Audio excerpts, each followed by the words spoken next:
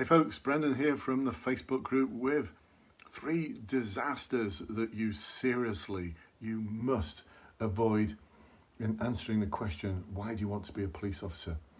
So if you're at the final interview stage of the police recruitment process, this is a really common question.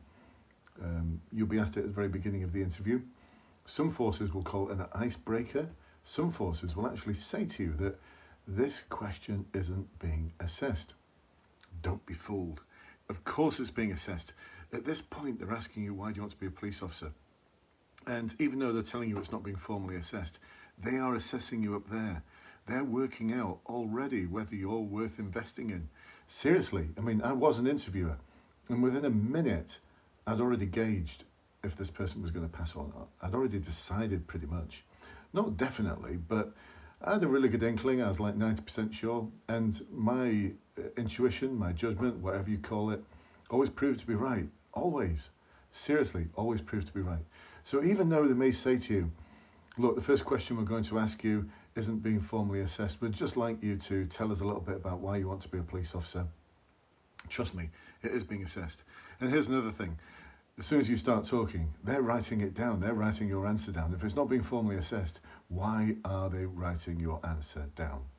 So anyway, back onto the topic. 3 absolute disasters that you need to avoid in answering this question. By the way, not every force asks this question. You know, I'm amazed that some forces don't, but most do. Most do. So for those of you, by the way, who haven't joined one of these lives before, I'm Brendan. I founded this Facebook group. The Facebook group that you're a part of, that this is going live into, it's got almost 23, almost 23,000 members. Just amazing. So I should just, here's Sai just pinning it, he's just saying here, pin your ears back, people, if you're looking to join the police. Literally a golden egg. Oh, I like that, a golden egg. That's the first time, Si, I've heard my guidance being called a golden egg. Golden nugget, don't you mean? Golden nugget? That's what I always used to refer to them as, golden nuggets. Anyway, great to have you on board. Anyway, yeah, so I founded the group, and over the past 28 years, I've been helping people to succeed in promotion boards, specialist interviews, in the recruitment process. I've been in the police sector now for 38 years. Can you believe it? I am that old. Seriously, I am that old. I joined the police in 1985, worked in 3 different forces, home office attachment, done all sorts of cool stuff. Anyway, over 15,000 of you are in the police as a result of my support, and that's a conservative estimate. So, like Si says, pin your ears back. There's something here to learn. Anyway, just before we do continue, please do comment, add some comments just like Si has, or just put something in there about what you're finding fascinating about being a member of the group, or comment as to why you wanted to join the police. I'd love to hear your reasons.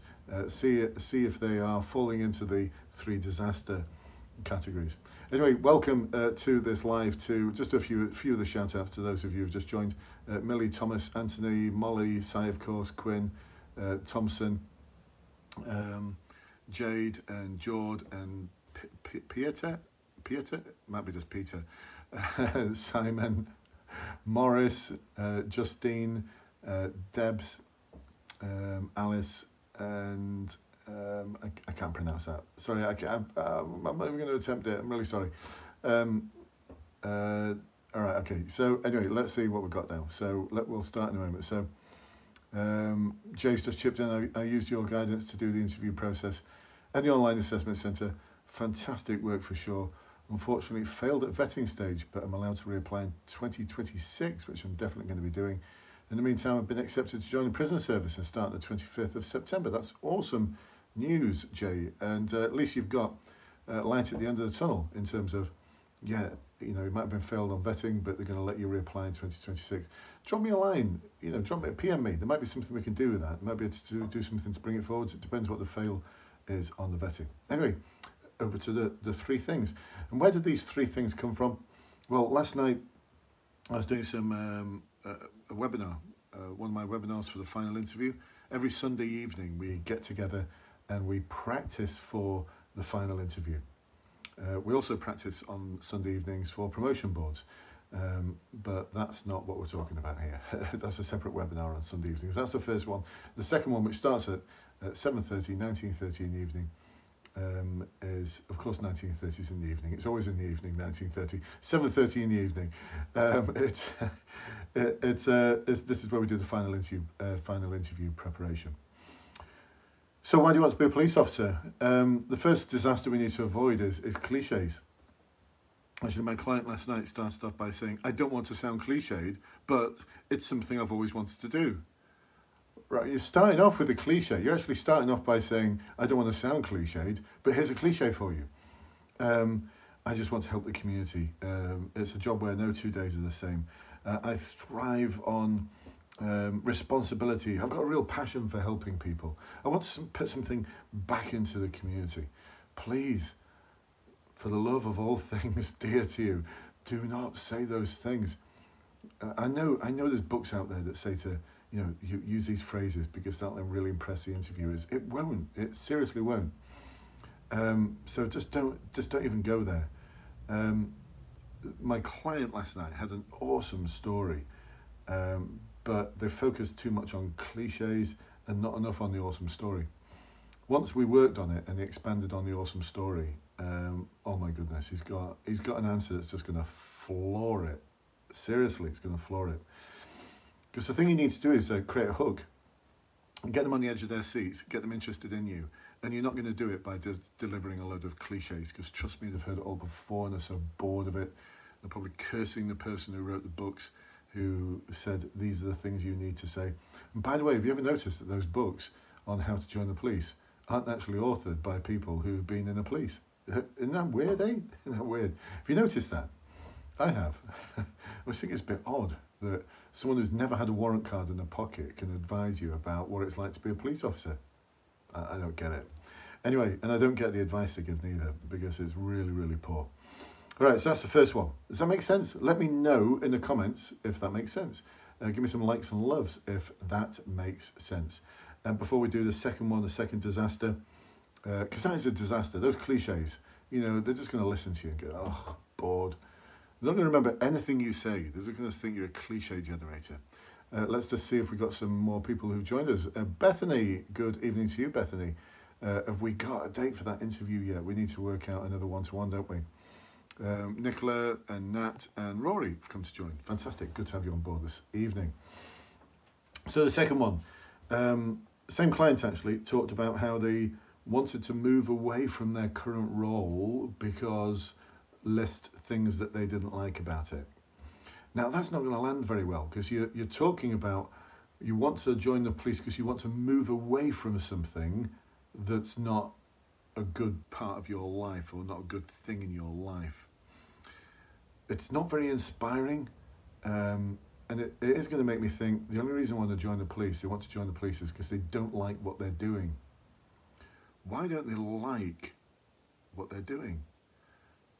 What is it about their role that they don't like? And is there something transferable there? Are they just going to get bored of the police and leave the police because they don't like the police?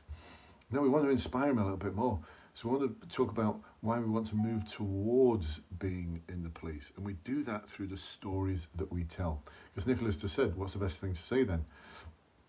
Well, you sell yourself that you are the sort of person who has aspired to join the police for years, because you tell your story, and in the very beginning of your story you talk about the thing that really inspired you.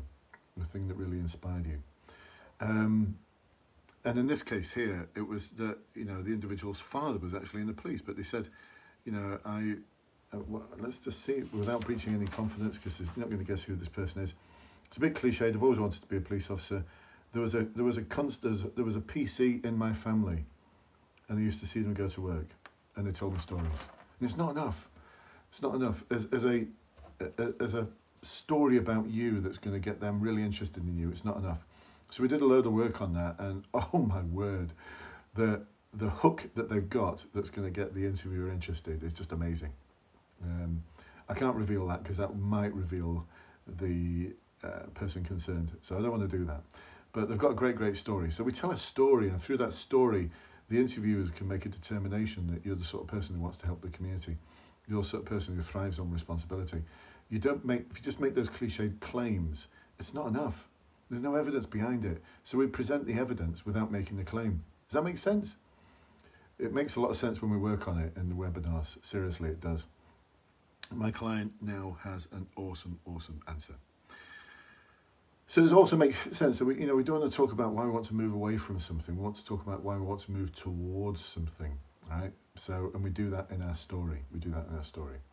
All right, so making sense so far? I've not seen any loves or likes. Come on, give me some loves or likes. Let me know that you're appreciating what I'm saying or not. If I see a load of sad faces appearing, I'll know that you're not appreciating it. I'll need to change tack, deliver something else that's going to be useful, that's going to serve you well. All right, so some loves or likes, please. Am I asking for too much there? Just let me know that what you're watching, what you're hearing is actually of interest, that it's going to serve you well. A few shout outs to those who've just joined now. We've got Cindy, Bella and Safa.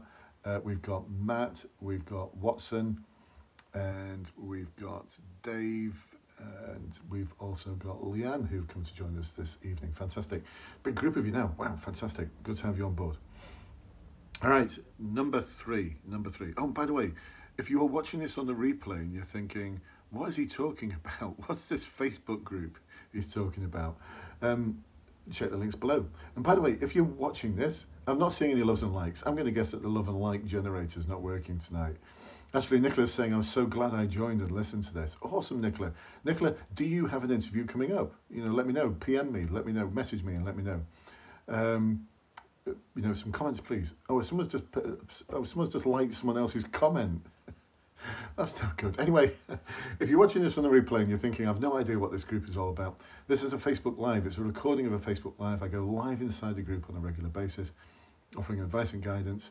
And if you check the links below in the comments, you'll find the link to that Facebook group. All you need to do is click the link and ask to join. Make sure you answer the joining question, which is basically, what's your interest in police recruitment, or are you in the police at the moment? Just tell me, share with me. Just one line, that's all I need. It just stops the spammers getting in. And then you'll have access to all of this great support. There's like tons of questions that get asked every day. I can't even keep up with all the questions that are being asked. And if you're thinking, what are these webinars he's talking about and these courses, then check the links below. The one-to-ones, the webinars. This is what's enabled people to get really awesome scores. And seriously over 15,000 people have got into the police over the past 12 years as a result of my support. And what we look at in the courses is succeeding and getting massive scores way above just a pass. We're not interested in just a pass. We are interested in 90% plus. And I've just had an awesome Trustpilot review today, actually, from Ollie. Thank you very much for this Trustpilot review. It's so appreciated. Check the links below to the Trustpilot reviews. But Ollie has just posted that I was very skeptical about this sort of claim that we aim for 90% plus. But I joined the service anyway, and I've just got 96%. So there you go.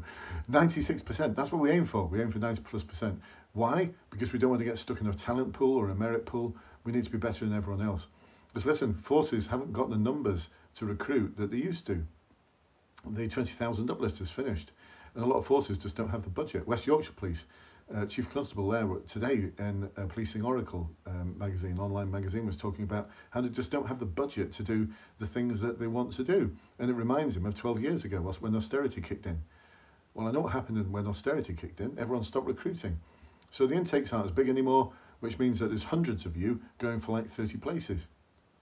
And if there's hundreds or thousands of you going for 30 places, they're only going to take top scoring candidates, which is why we go for 90% plus. And it's doable. Go look at my Trustpilot account and look at the one today from Ollie. Thank you, Ollie, with all my heart. Thank you.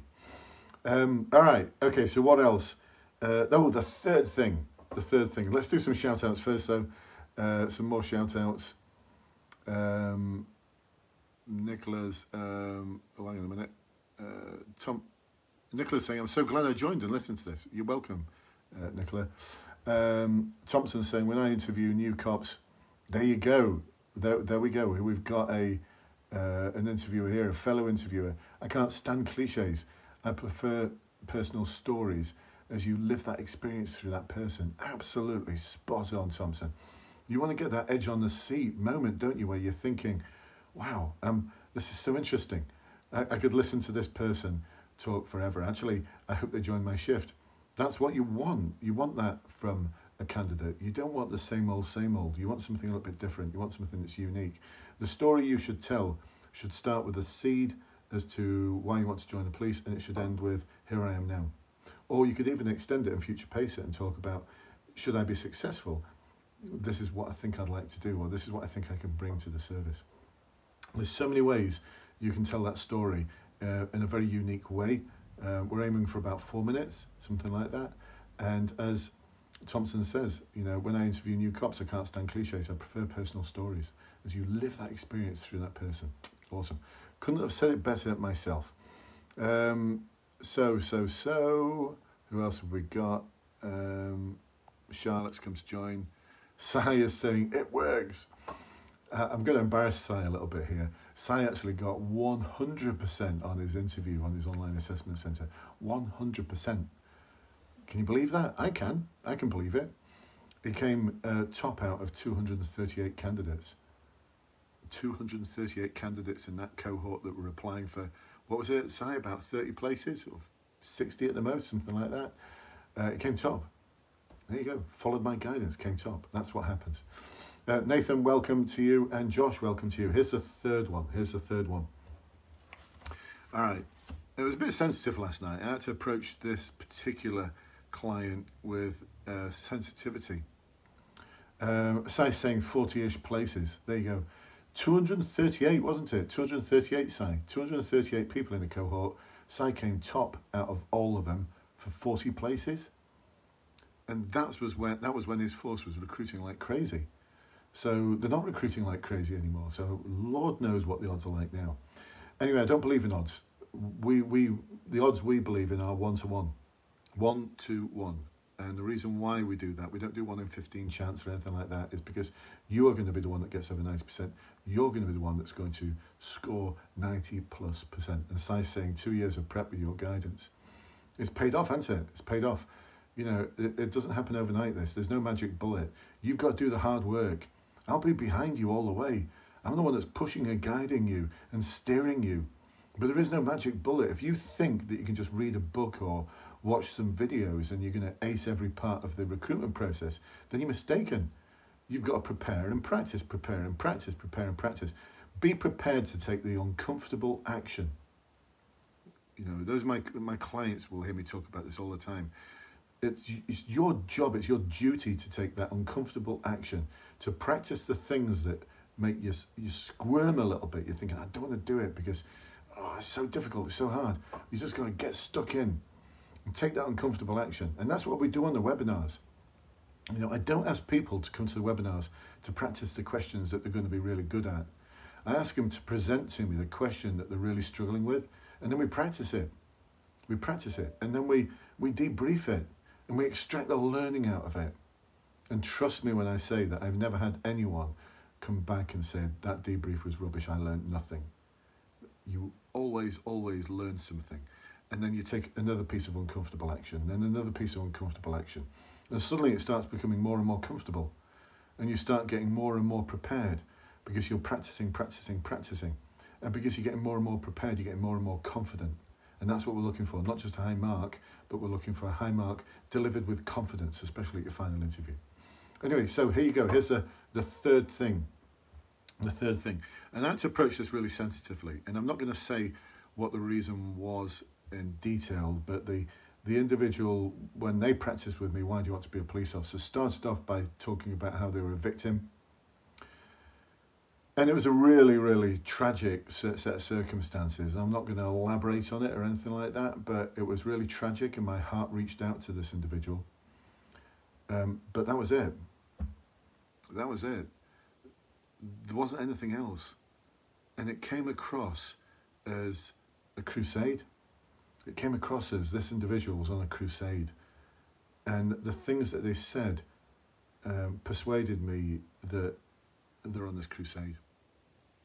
They want to join the police because they want to make sure this doesn't happen to anyone else. and it's so singular-minded, and it's so hyper-focused, and it just came across as this individual's on a crusade. Now, it was sensitively debriefed because it was a tragic set of circumstances, and we extracted some awesome learning out of it. And out of that particular incident, we now have a set of inspiring things that we can talk about. And it won't sound like I'm on this crusade. It didn't use those words, but that's what it sounded like. And so we've got to avoid our rationale, our reason, our motivation, our inspiration for joining the police as being on a crusade. And you know, I really feel for my clients who they have been inspired by being a victim of crime, or a victim of domestic abuse, or a victim of rape. I've had victims of grooming, sexual offences committed against them when they were children, being raped, being assaulted, all sorts of different crimes. And very often it does come across as being a crusade, and we have to reframe it.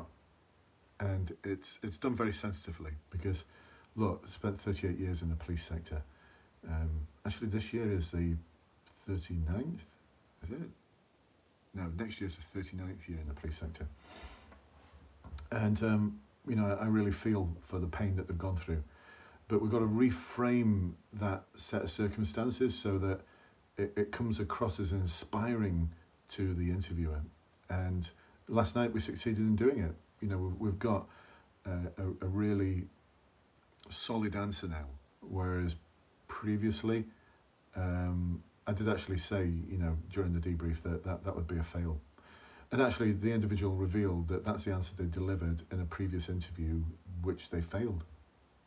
So now we know why. Now we know why they failed, because they couldn't figure out why they failed.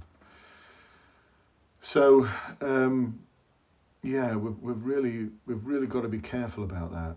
We've got to bring some emotional connect into our answer, but not too much. Not too much.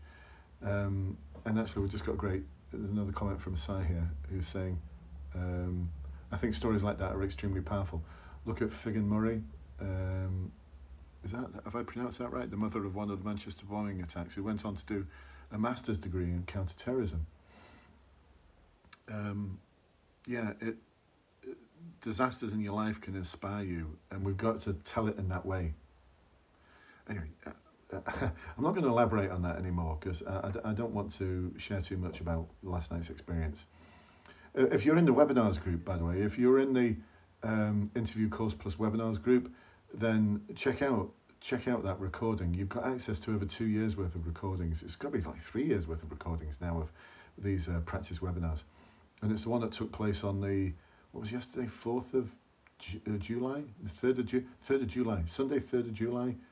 The first Sunday of July, by the way. I think it was the 3rd. Anyway, whatever it was, look for that one, and you better watch the recording, and you better watch what we went through in the debrief. And it was the learning is just awesome, promise you. If you think about joining that course, it's worth it just to watch that webinar. I mean, that webinar was seriously good. Nicola's saying, I got burgled whilst babysitting. Can I use that, going into depth, how the police helped me, etc., and what a positive effect it had on me? Yeah, you can. This is your story. This is your unique story. But there's a way of telling it. And Nicola, you mentioned that you've got your online assessment centre coming up. That's what I'd focus on at the moment. I'd focus on that. This is for the final interview. Your online assessment centre, they're completely not interested. They're not interested in your motivation, your values. It's just about box ticking. Sadly, it is just about box ticking. It really is just about box ticking. So you can work on that, Nicola, for your final interview. But at the moment, big focus on your online assessment centre. Let's make sure you pass it. Get, like Ollie said, I was very sceptical. He kept talking about getting over 90%. And I thought, I can't believe that people actually do that. And then I joined his course and I got 96%. That's just awesome. What a great review. Thank you, Ollie, for that. All right. Okay. So there we go. There we go. The end of this Facebook Live. Great to have you all on board this evening. Sorry if I'm wobbling a little bit there. I've just scrolled up and down on my phone just to make sure I've not missed any questions. Yeah, wobbling again. Sorry about that. All right. Great to have all of you on board this evening. And if you're watching this on the replay and you're at this point, it means you're really interested in joining the police. So please do press that subscribe button and a little bell notification, and you'll get notified of these videos when I put them out. I put like 2 or 3 out every week to help serve you, help guide you. And ultimately, you know, openness and transparency here, I really want you to join my courses. One, it's just awesome every day getting notifications from people like you saying I've passed, or like Sai, you know, when Sai told me that he came, got 100% and came top in the cohort, God, I was so proud. It meant so much to me, you know, it means so much to me getting those stories from you. So keep them coming, keep them rolling, your stories of success. Really inspires me. And I make a living out of this, you know, this is my living. You're getting 38 years worth of experience. 38 years worth of experience, hey? 38 years, wow. Nicola's saying, thank you, definitely helped me. And we'll end on this. Sai saying, thanks, Brendan. It's been great to join in when shifts allow.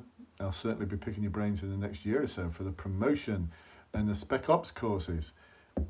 You actually, Sai, now is the time. If you're thinking about promotion, now is the time to start preparing for promotion. But that's a subject of another Facebook Live.